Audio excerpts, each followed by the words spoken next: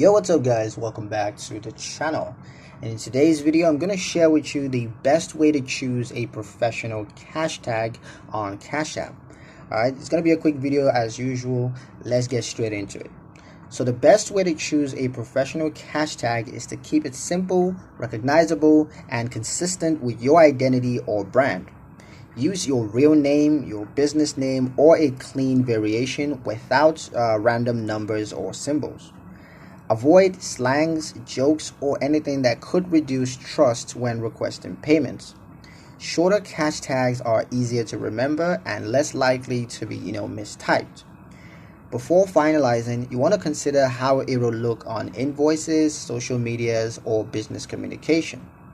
A professional hashtag builds credibility. It also reduces payment errors and makes your account easier for others to find and, of course, to trust.